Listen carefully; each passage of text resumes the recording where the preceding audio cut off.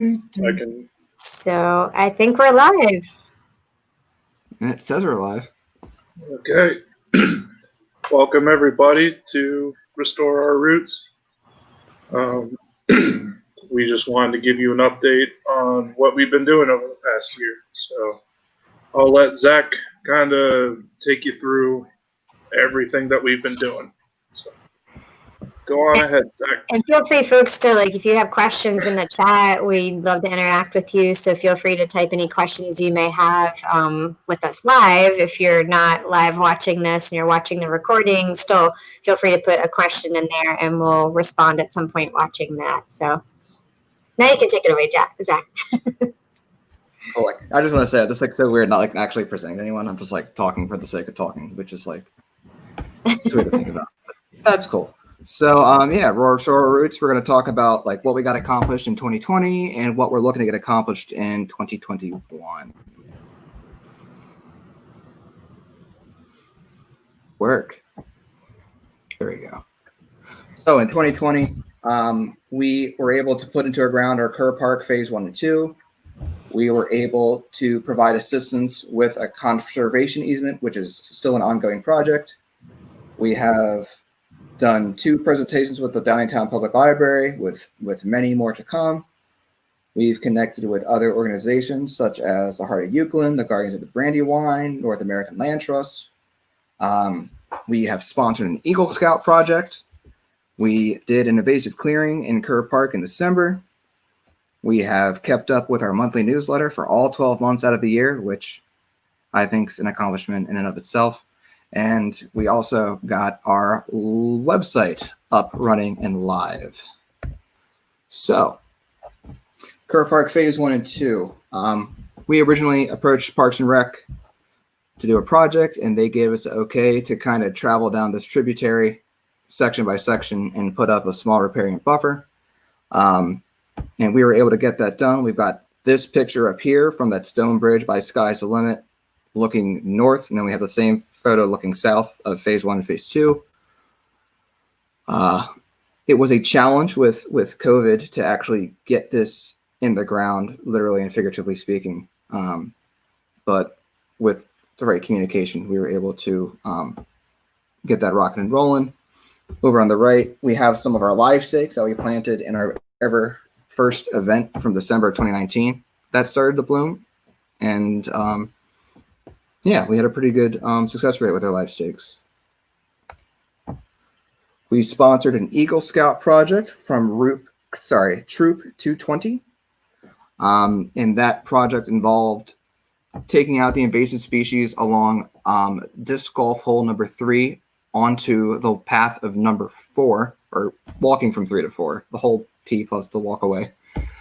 The Boy Scouts trimmed and cleared all the invasive species one day, and then they brought in American holly, high bush blueberry, pawpaw, 9-bark, oak leaf hydrangea, blight resistant chestnut, and a couple different types of hickories, and planted them in the course where they could do all the good stuff and not be in the way of the actual disc golf course.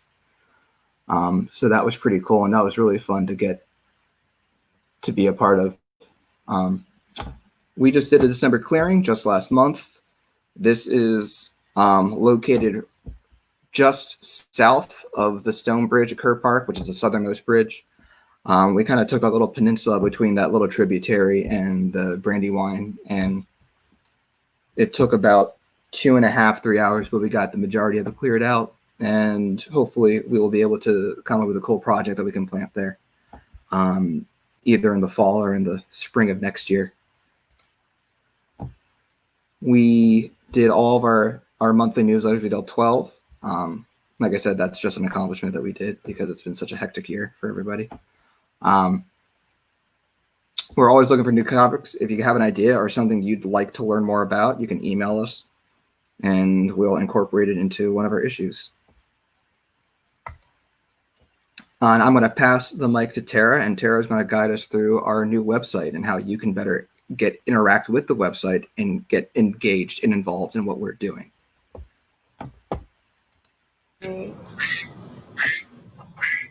All right, thanks. Let's see. Can you guys see the website now? Yep.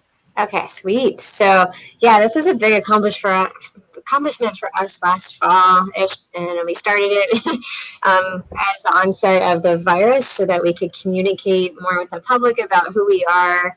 We had a lot of content to share, a lot of newsletters, a lot of stories, and we're still generating a lot of content on here. But this is a good place for you to start learning about who we are. We've got our welcome page. We have our upcoming events with few details, and so we actually have a few volunteer opportunities coming up that Zach will mention a little bit more, and then our blog post is there, and you can sign up for our newsletters actually here at the bottom and connect with our social media channels as well. We have more about our actual team, in which you can see a lot of us here tonight and contact us. If you'd like to learn more about some of those projects that Zach mentioned tonight, you can also scroll through here and see some of the project updates, get a little bit more information about those. And I think that's about it, but just wanted to check out our website. We love it. And if there's anything that you think we could add to it, let us know. It's a work in progress. And go back to you, Zach. Cool. Let me share my screen again. Went through the website. Can you see? Yeah. Cool. So that's pretty much our 2020 in review. A lot of good things, a lot of things to learn from. Our plans for 2021 involve doing the next couple phases of our tributary planting. We're going to have various removal and planting projects. We will be doing more presentations with the Downingtown Public Library. And in October of 2021, we are planning a John Hershey Tree Centennial celebration with the Downingtown Friends Meeting House. And I'm sure there will be a couple fun surprises along the way that pop up. So to talk about our phase 3 and 4 planting, we're looking to do our planting on March 20th, which is a Saturday. We're still trying to figure out a time, but we have a bill of materials. We have the okay to go ahead and do the planting. And we're going to have some really cool species that we're going to be able to plant along this section of the creek that, we couldn't plant in the first phase because of visibility issues by trying to see the playground and it being so close to the parking lot. We didn't have as much wiggle room, which we do have this much further downstream.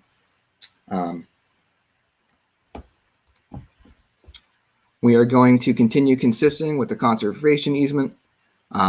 We have done a couple days in 2020 clearing stuff, but there's almost 13 acres that we have to go through. So it's going to be an ongoing thing. And if we find ourselves in the right spot in the spring, we might be able to get some plants in the ground and start replacing the invasive we've removed with nice, nourishing wetland plants, which would be fantastic. And I got a couple pictures here from our first site, and we're looking south at the creek that goes through this couple's property. And then they got a couple pictures of Matt and myself doing clearing. We have Adrian ripping down some nasty vines. We are going to be doing more presentation with the Downingtown Public Library. What we've done in the past is a presentation on composting. We've done a presentation on winter plant identification. And then the Tree Commission, who we do these presentations with, they hosted their own topic, the tree planting and selection. If you have any ideas for topics, again, you can let us know. We'd love to do stuff that people are interested in hearing about. The centennial celebration of Hershey trees is going to take place in October. Just a little background on the food forest, as it was planted in Downingtown by John Hershey in 1921. He had several acres of land on the eastern side of town, some where the Methodist church is, some where the Downingtown Quakers Friends home is. Some of it's on Bishop Shanahan's property. And his whole thing was permaculture and horticulture. And he did a lot of grafting experiments to try to get the creme de la creme of fruits and nuts to drop from the trees so that it would alleviate the burden of buying feed for farmers, because they could just let honey locust pods drop down and feed their pigs and cows and ducks instead of, driving and buying some. And, you know, these trees are turning 100. A lot of them have been cut down. This bottom picture here is standing at the corner of 30, Business 30 and Woodbine Avenue, looking at where the new condos or townhouses got put in. About 30 to 35 trees got taken down of John Hershey's trees, walnut trees, hickory trees, persimmon trees. Got cut down to make room for that, which is actually part of the reason why the Downingtown Tree Commission got formed to begin with, because they were trying to prevent all the Hershey trees from being taken down. And then like here in this picture here, you can see where Hershey had these grafts on what I'm assuming is hickory trees, but I could be absolutely wrong because I didn't go to school for any type of environmental stuff. We'll just assume it's a hickory. But that'll be fun, and we are actively planning that now. So as we get more details, we will let you guys know when we know. And for anyone interested, we are fundraising, and we have t-shirts on sale. They are $15, and we have sizes adult small to adult extra large. And you can email us at restorerroots@gmail.com to place an order, and we will take it from there. And you can follow us at restorerroots.org. You can email us at restorerroots@gmail.com or follow us on Instagram at RestoreOurRootsDtown and on Facebook at RestoreOurRootsDtown. And that's all I have.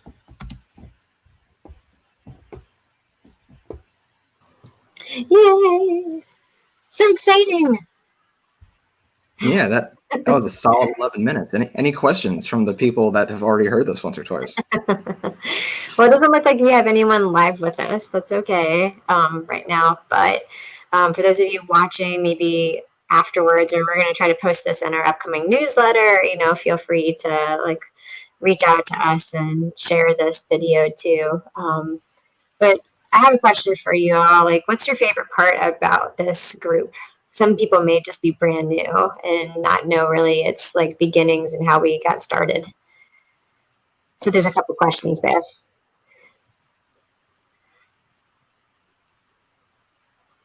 You have to unmute yourselves if you want to talk. Matt, what's your favorite part about being with Restore Our Roots? Matt was one of the founding RORers, I should say. Yeah, I guess I was. I wrangled a lot of you guys together, and a few more hopped on after the fact. I really love the passion with everyone here, to be very honest, and just the amount of time everyone takes out of their own lives besides work and all that, and puts the effort in. I feel like we have a really great group of people, and I don't think anyone tries to outrank anyone else. We all are very open with ideas and new ways of going about it and all, and just being pretty humble with what we know and what we don't know. So it's a really easygoing group, I have to say, with being part of this. I think this is probably one of the better groups to be part of, just because you're able to learn with everyone else. No one looks down, for not knowing anything. We're all learning this together. So I think just the culture that we're establishing with each other is a really positive thing. I think that will help us grow in the future, to be honest.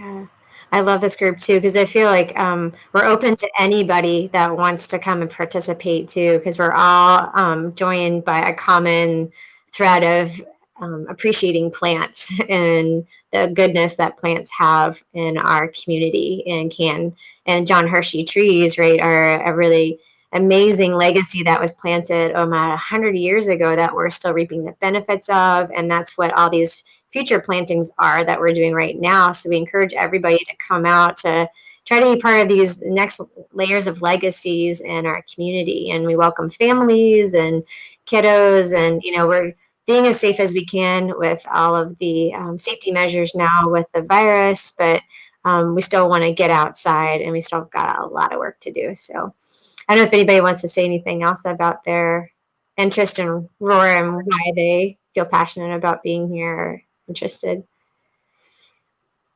I guess I can share a little bit. Yeah, please. So I joined ROR a little bit later on than everyone else here. But but I really love it because I love the history.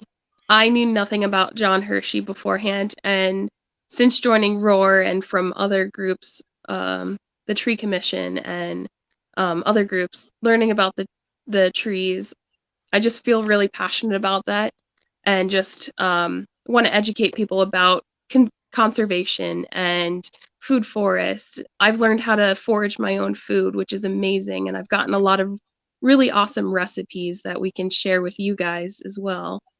So just preserving the history. Yeah, that is important. And we have so many yummy recipes. So check out our almost every newsletter that probably has some kind of recipe, or we're going to be trying to do a live like cooking demo with local foods sometime coming up this spring, if not in the winter time. So Zach or Kaylin, did you want to say anything? I just wanted to say tangentially, like when you talk to someone, because you have so many people that come up with like, well, what is ROR? What are you doing? What do you mean Hershey trees? What do you mean you're planting like elderberry, or what's a pawpaw? And you start to explain it to them, like the sparkle in their eyes when you got someone when their eyes like whoa, you can eat that. We were in a meeting, golly, 2 months ago maybe, and I did a passive reading online. And I found out that the honey locust trees that grow in Downingtown and up in Guthersville all around, like you can actually process the honey locust pods into an edible powder. And so like I did my reading and I brought it to the group and I was like, did you guys know that you can eat these pea pod looking things? And like they're like, what? And it's just cool because then like you do it and we made honey locust pod muffins out of the powder. It took golly like 8 hours to process them. They had to soak for 4.5 hours. Kaylin and I did it together. Just an excuse to hang out and play video games. But like the things took like 4 hours just to soak, and then it took us I think 2 hours to shuck them, pull the seeds out. But when you start telling people that, hey, like no one's stopping you from walking across the street, grabbing a handful of pods and doing this, or picking the persimmons, or walking to the park and grabbing pawpaws, like they're it's great to watch their eyes light up, like wow, that's my little dissertation. Your efforts definitely didn't go in vain. They were really good. I have to say, like, for anyone who has not had honey locust pod powder before with it, it almost has like a golden raisin taste in like baked goods. It's a really unique flavor to it, but it's really like a little sweetness, a little like almost like I guess honey too would be another way, like very rustic honey flavor. Yeah, Really it's like, good with recipes.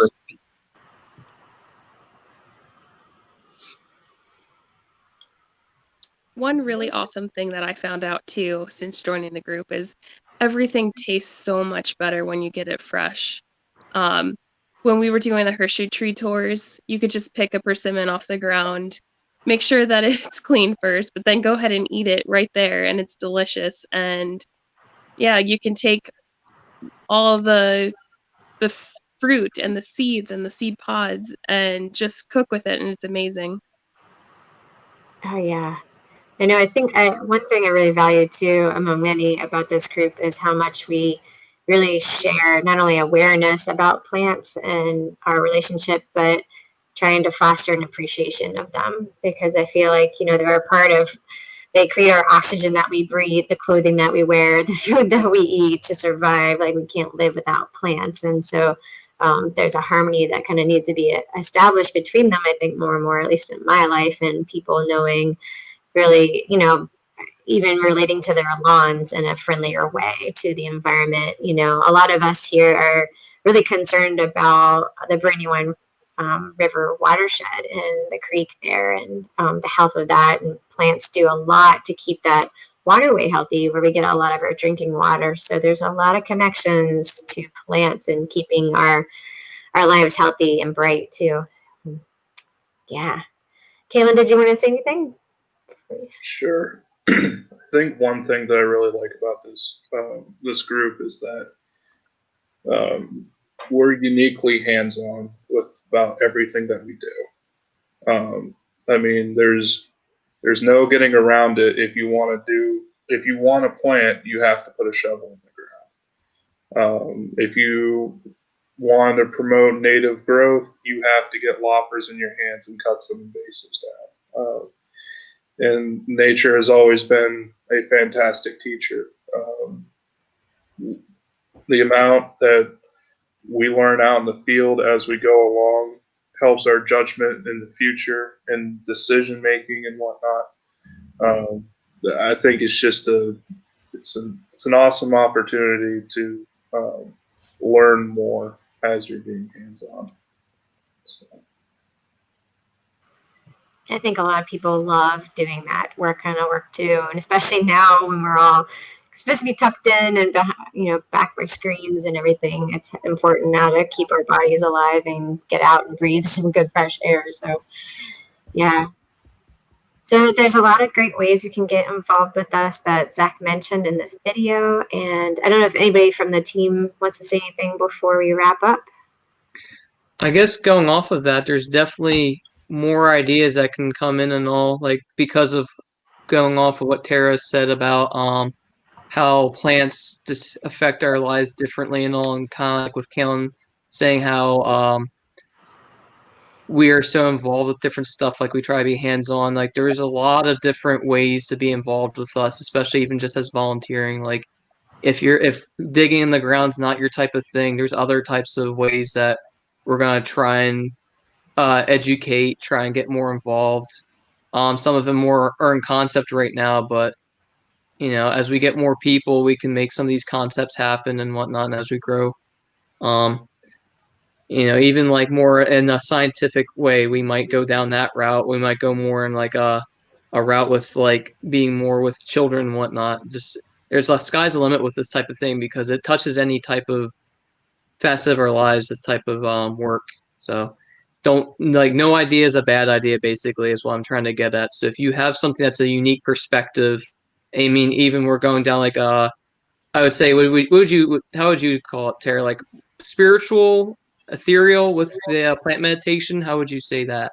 Like, what would you kind of categorize that as? Yeah, that's a good question. I mean, you could say it's spiritual, but it's more just creating a connection and a coexistence with plants is what I call it more than anything.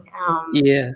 There's no, dogma behind it or anything. So yeah, we'll be offering plant meditations. I think I'm going to be able to start doing those every Sunday. I lead another plant meditation, and I'm just going to do one for ROR every Sunday as well on Facebook Live for even if it's like 5-10 minutes like I did last Sunday. It's a good time just to get a pause on the planet with plants and how much they bring peace. I don't know if I can say any more peas in that sentence, but there's a lot of good benefits, and you can join us, and maybe I'll be out live at Kerr Park where we're planting, doing these meditations, and maybe some of our team here will be doing them too. So it's just a good way to get more peace and calm into your life and realign with the good-natured person that you are. So yeah. Yep. All right. Does anyone have anything else you'd like to say? Doesn't appear so. From the team, I mean. Well, that's great. So, yeah.